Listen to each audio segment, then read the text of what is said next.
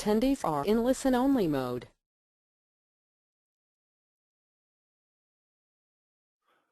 Welcome and thank you for attending today's session of Lexbe's eDiscovery webinar series, Best Practices Technology Assisted Review, presented by Lexbe Principal Carson Weber. Today's presentation will discuss how you can apply transparent and scalable predictive coding technology to speed review and reduce costs. Our eDiscovery webinar series covers a wide range of topics related to new eDiscovery and litigation document management technologies. Our webinar today should last about 20 to 30 minutes, and we'll have a URL to access a recorded version of the presentation available to anyone who registered later this week. To give you a brief overview of our focus at Lexbe, we develop and implement technology that helps legal professionals meet tight discovery deadlines, regardless of the amount of data in their case and without breaking the bank. We offer high-speed ESI processing and conversion services in addition to our web-based review tool, and we're recently named a top 100 provider at complexdiscovery.com. If during our webinar there are any questions that you have or any technical issues being experienced, please email them to webinars@lexbe.com. Before I hand things over, let me tell you a bit about Carson. As mentioned, Carson is one of the founders and principals here at Lexbe and is the architect and lead developer of Lexbe's eDiscovery technologies, including our assisted review and other analytics tools. Carson brings a wealth of experience managing complex software development in a variety of fields and is an expert witness consultant with the Lumen Expert Group. He holds an MBA from the University of Texas and a Master's in Engineering from the Danish Technical University. And with that, let me turn things over to Carson.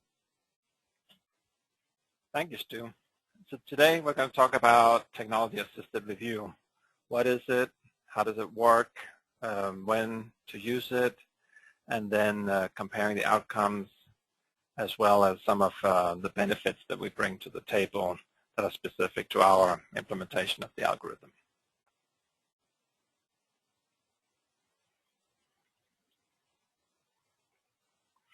So what is technology-assisted review, also known as predictive coding? It's the ability to, as we get bigger and bigger data sets generated by computers, it's the ability to take computers and help us get through the review of the ever-increasing size of data. Basically, it's an alternative to manual review, and it can dramatically reduce the amount of time needed to complete the review.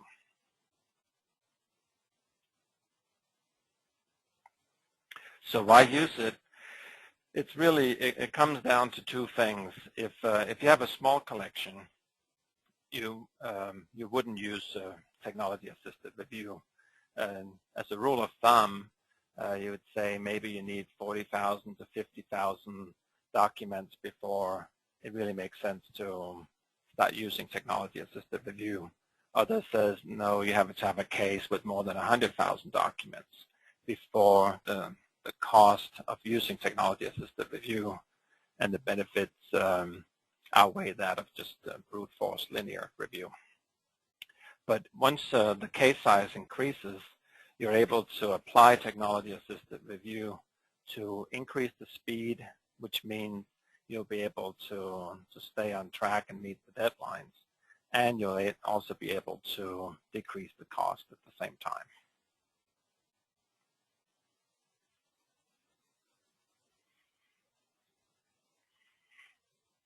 Just a further motivation for the reduced cost, on this slide you can see that that 75% of the overall cost are hidden in the review part. And so if you're able to save significantly on a review, it will impact the overall budget quite a bit. Whereas if by comparison you're able to save significantly on collections, it will not have nearly the same impact on the overall cost reduction.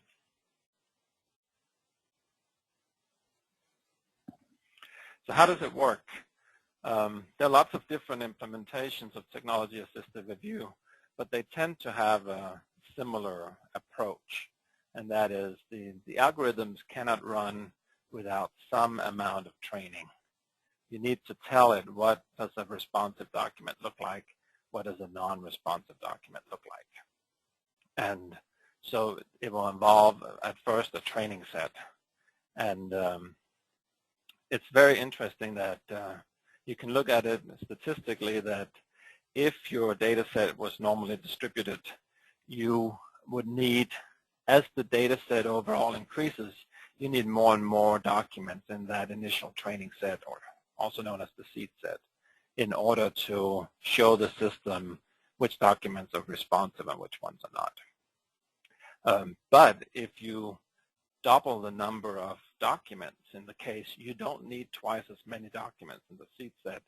And there's a formula that you can use from statistics that actually shows as the number of documents go to infinity, the number of documents you need in a training set goes to 2,399. So statistically speaking, with 95% confidence, you only need 2,399 documents, even if your data set is several million documents large. Now that lies on the assumption that data are normalized, and in litigation data is anything but normalized. And so you have to choose your seed set size with care. One thing that we offer here is a text grouping, and you can actually take your text in the case, put them into near groups, near duplicates, and if that comes out that you have 3,000 groups that are near dupes, well then your training set has to be at least 3,000, because otherwise you're clearly missing some representative for each group, and the more you can get those into your seed set, the better it's going to perform.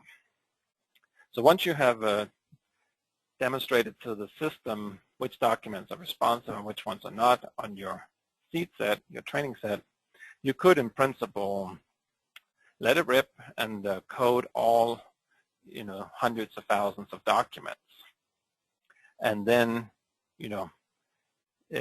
however long that takes to compute, and then go and look at the results.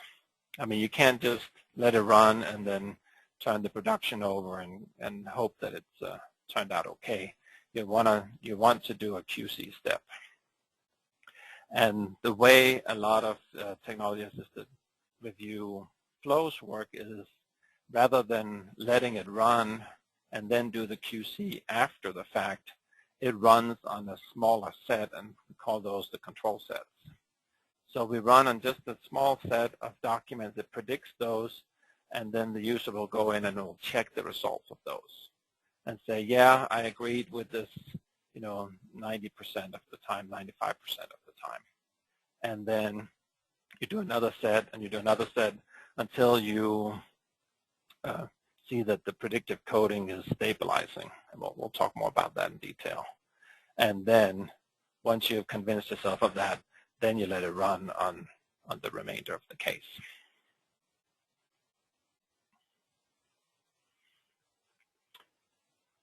The control sets are generally small, as I mentioned, 25 to maybe 50 documents at a time, and it's your first chance to really show how well is this algorithm working on this particular data set. So it's interesting that how well is it working really depends on the data set in question. Some data sets lend themselves very well to technology-assisted review. Others may not work as well, but you will find out very quickly when you go into that second step of checking the results. And you can sort of compare that to if you had a whole pool of different balls, and they were red balls and green balls, and you had to sort those into two buckets. That'd be trivial, and you could do it very quickly, and that's your task. But if all of a sudden, by analogy, some of the balls were both red and green, or they had polka dots, or they had shades of colors, it could become very difficult. It comes in. And if your case consists of the first scenario where you only have the red and the green, yeah, it's going to lend itself extremely well to predictive coding or a technology-assisted review. if you have a case with a lot of those documents that are in between, you will not get nearly as perfect results as you would otherwise. And we'll get into that in more details later. And here's the last step where we actually apply the coding, and this is the one where there's no longer a user involved, and it completely automatically runs and classify the big amount of data. So the first two steps might work on 1,000, 2,000, 5,000 documents, and the users involved in that. If it's covering 5,000 documents and you're reviewing at 50 documents an hour, you can see you have 100 hours worth of work. But then on the last step, you might run 1 million documents, and it's all automated at that point. So once it's done running, it will have classified everything into two bins, the responsive and the non-responsive. And let's look at it in the following way. You have a row of actual documents that are responsive and non-responsive, and then underneath it, you have the predicted ones. And in this case, there's a perfect match. So what does it mean that the document is actually responsive and non-responsive? And I think that's a really interesting question, because it's easy to assume that every document can be easily classified into one or the other. It sort of goes back to that analogy with the balls in the pool, where you have to differentiate between the red and the green colors. There'll be all kinds of different shades. And we run several tests there. We've had people that have done coding for 10, 20 years, and they didn't all get the same result on the same documents. Some people would say, yes, this document is clearly responsive, or no, they wouldn't say clearly, but they'd say this is responsive, and others would say, are you sure? And it really becomes possibly a document that's 20 pages long, but it mentions one line of something that's relevant to this. I would say, does that make the whole document responsive, or was that, or is it even, what exactly was meant by that one line? Was that in context or out of context? So it can be very difficult to say. There is no sort of actual number. That can even be a debate as to that first line. But let's, for the sake of argument, assume that there is a way to classify every document with 100% certainty. Then the predicted one, by the algorithm, we need some way of saying how well did that prediction do.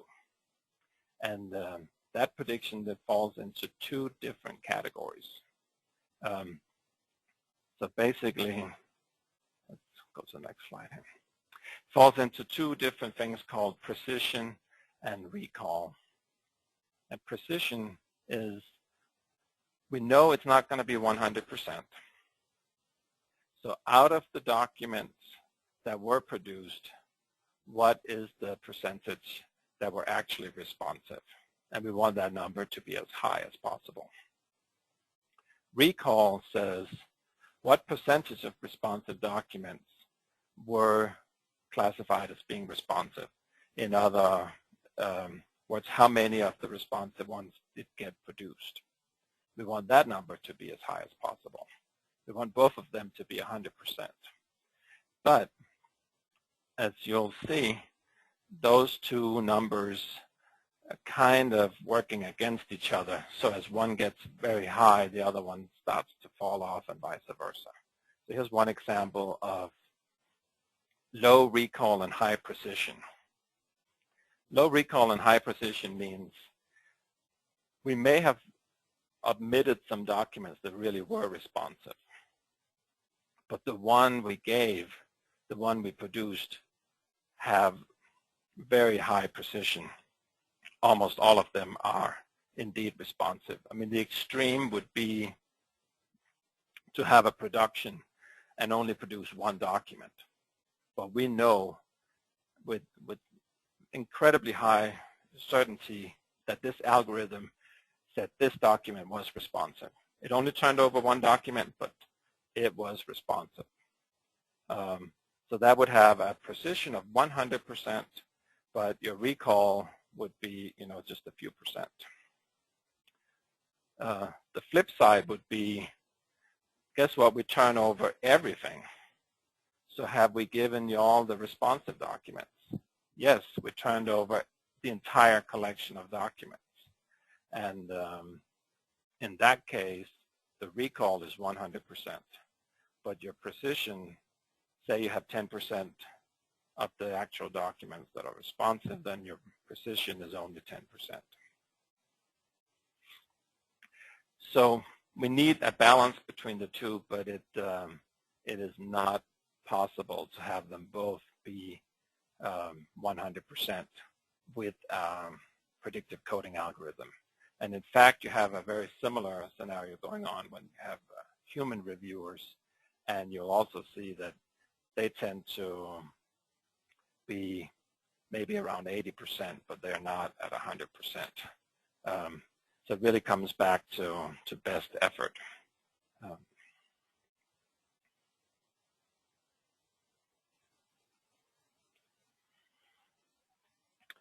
So how can we, justify doing technology-assisted review if it's not 100%?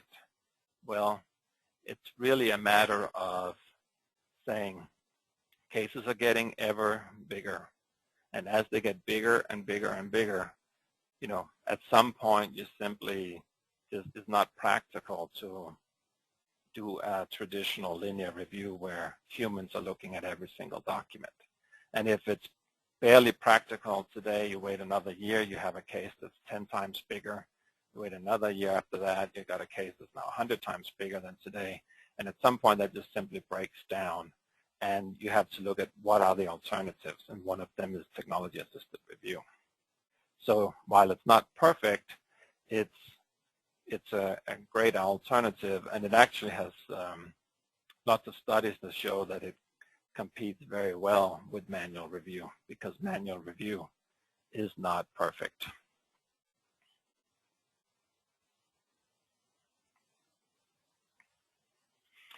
We believe in transparency, and so the way we have the approach that we've taken in our predictive coding is to create a system in which it's possible to, we've disclosed the algorithm, and it would be possible to actually take the same documents and for somebody else to run it and get the same results.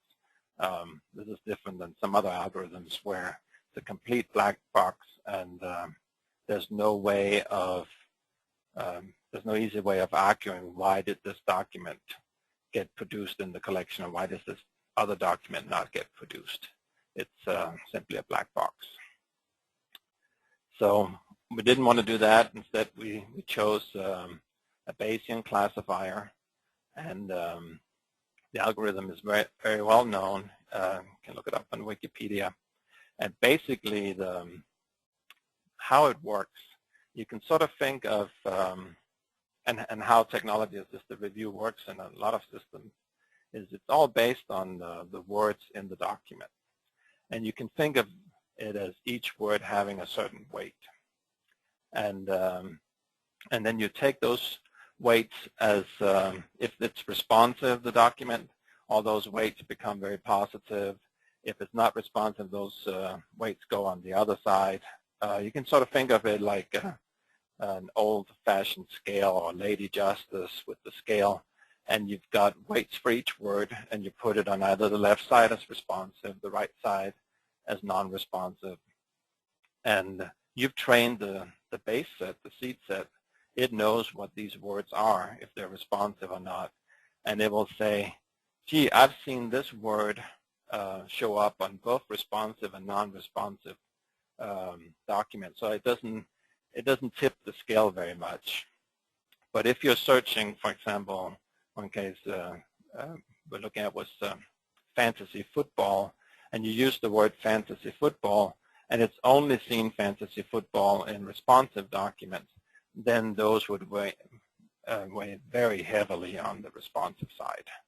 And then the first time, for example, we had a document show up with fantasy basketball, it suddenly says, oh, the word fantasy, I have now seen that both for a responsive document and a non-responsive document. And therefore, its weight starts to become a little bit more neutral, whereas the weight associated with the word football was still very heavy. And so in that sense, you can think of it as a keyword search, but it's very encompassing because it takes all of the words in the document into account. And it's also very elegant because you find one document through keyword search, but through predictive coding, once you find that one document, it might find another word in there like the Houston Oilers were related to the fantasy football. And from then on, the Houston Oilers now gets picked up and used as a weight to predict other documents. So very simple approach, but very powerful at classifying, and was used in the old days first for spam filters and now for technology-assisted review.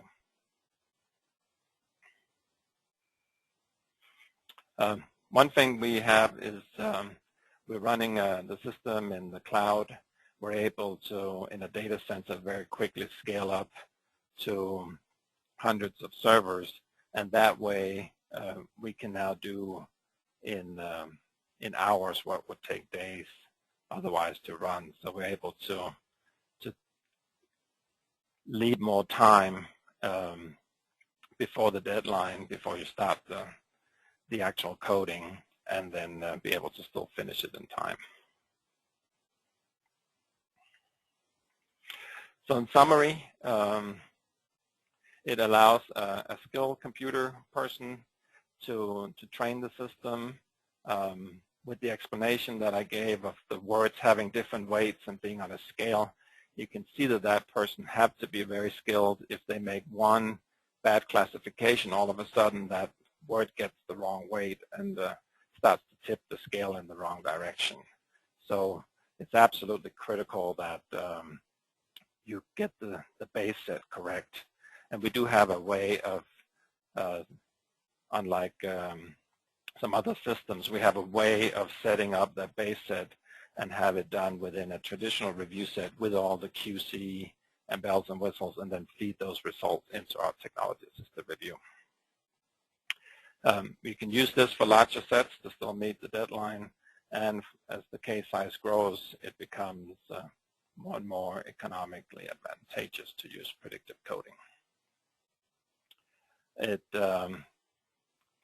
works, as we talked about, through setting up a seed set, testing it, and then letting it run. We talked about precision and recall. One little side note on that is back in the day when Google started, and then there was another search engine called Alta Vista that was there before, and they were very much based on academic, from an academic background, and took the approach that we need to be able to search from academic articles, and we need super high recall. We just want to make sure if you type this in, it will show these results. So that resulted in very low precision, or you would get lots of web pages, but not the results you're looking at. And then Google, among one of the many things they did right, was they flipped that around and says, we'll go with very high precision, and there'll be lots of results you don't see. Your recall will be low, but you won't know that they're there, so it won't hurt as much as long as what you're seeing on the first page is what you're really interested in.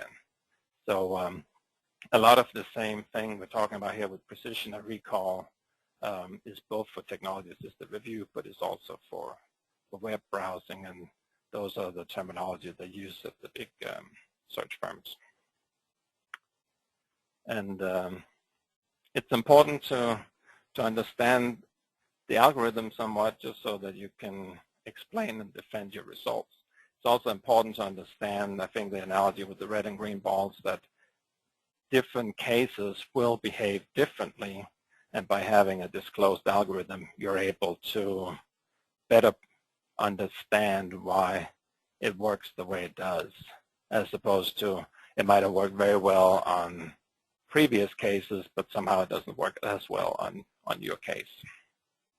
And then finally, we have a very scalable and transparent approach. Thank you, Carson, and thank you all for attending today's webinar. If you have any questions or are interested in learning more about Predictive Coding and Assisted Review Plus, please don't hesitate to contact us at any time. You can also visit lexbe.com/assistedreview to download our Assisted Review white paper that further details our specific approach to TIR. Thanks again for joining us, and have a great day.